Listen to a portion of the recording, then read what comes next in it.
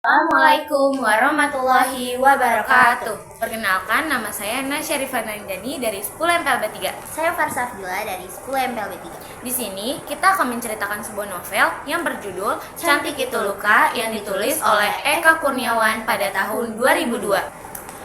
Suatu sore di kota Halimunda, seorang perempuan bernama Dewi Ayu bangkit dari kuburannya setelah 21 tahun meninggal. Kuburan itu bergoyang, tanahnya retak dan berhamburan seperti ditiup dari bawah. Timbul badai dan gempa kecil. Rumput dan nisan melayang ke udara, dan di balik tanah yang berjatuhan seperti hujan itu, muncul sosok perempuan tua berdiri dengan sikap jengkel yang kikuh. Perempuan tersebut bangkit dengan kain kafan yang membalutnya seperti baru meninggal kemarin. Kebangkitannya menimbulkan kegaduhan di masyarakat sekitar kuburannya yang melihatnya. Banyak orang yang lari, terjatuh, dan berteriak. Dewi Ayu yang melihatnya hanya batuk-batuk dan terkejut melihat dirinya ada di tengah kuburan. Ia juga mengomel sendiri entah pada siapa, sebab bagi Dewi Ayu ada sekelompok orang yang berbuat jahat kepadanya dengan menguburnya hidup-hidup. Dewi Ayu adalah seorang wanita berusia 51 tahun ketika ia meninggal, kini tidak tahu bagaimana cara untuk menghitung usianya. Dewi Ayu dulunya adalah seorang pelacur yang memiliki rupa sangat cantik, pelacur yang paling dicari-cari para tentara Jepang dan Belanda sejak masa perang. Dewi Ayu meninggal setelah 12 hari melahirkan anak keempatnya, hasil dari pekerjaan yang dilakukannya. Memori terakhirnya itu membuatnya langsung bergerak mencari bayinya, yang tentunya pada saat itu bukan lagi bayi. Bayi itu diberi nama cantik, bertolak belakang dengan rupanya yang mengerikan bagi orang-orang yang melihatnya.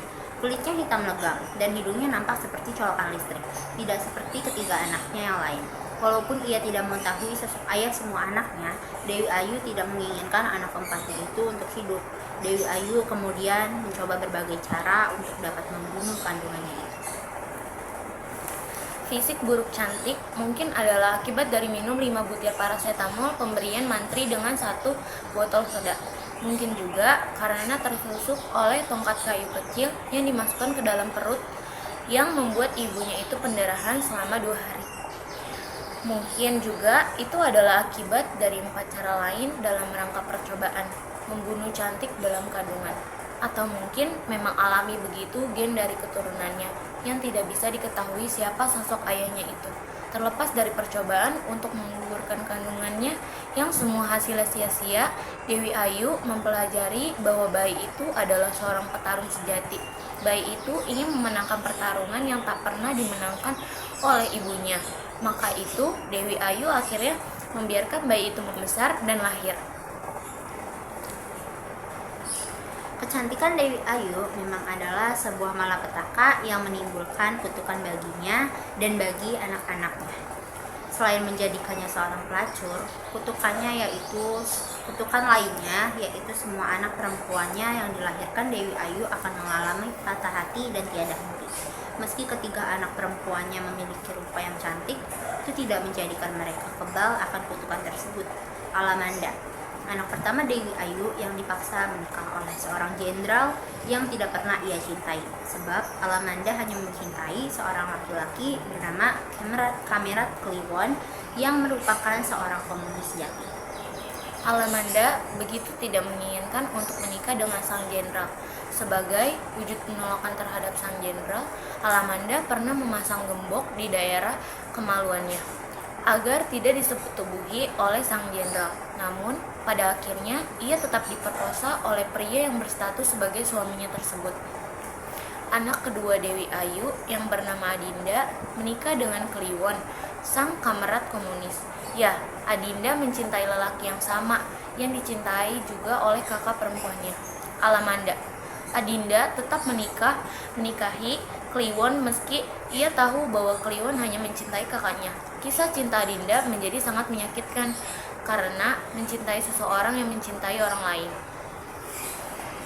Anak ketiga Dewi Ayu yang bernama Maya Dewi menikah dengan preman paling kuat yang ada di kota Halimunda. Preman itu pernah bersetubuh dengan ibunya, walaupun memang hampir semua orang yang ada di kota Halimunda pernah bersetubuh dengan ibunya yang adalah pelacur paling cantik. Meski begitu, fakta tersebut adalah fakta yang menyakitkan. Anak keempat Dewi Ayu, si cantik, orang yang memiliki tampilan fisik paling buruk rupa di kota Halimunda, bahkan mungkin di dunia.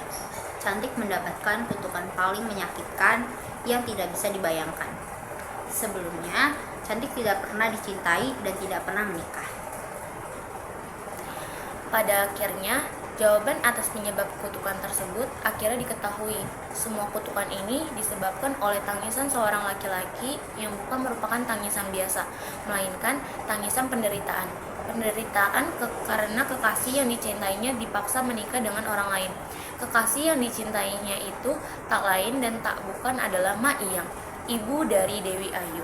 Ma Iyang menikah dengan orang Belanda bernama Henry Stamler, dan hasil pernikahannya adalah Dewi Ayu sebagai anaknya. Lelaki itu memiliki dendam yang sungguh besar dan membuatnya dendam dengan Ma Iyang dan Henry Stamler beserta seluruh keturunannya. Dendam tersebut membuatnya melahirkan sebuah kutukan agar menjadikan keturunan Ma Iyang dan Henry Stamler dapat merasakan apa yang ia rasakan. Sekian cerita sinopsis dari novel Cantik Itu Luka. Wassalamualaikum warahmatullahi wabarakatuh.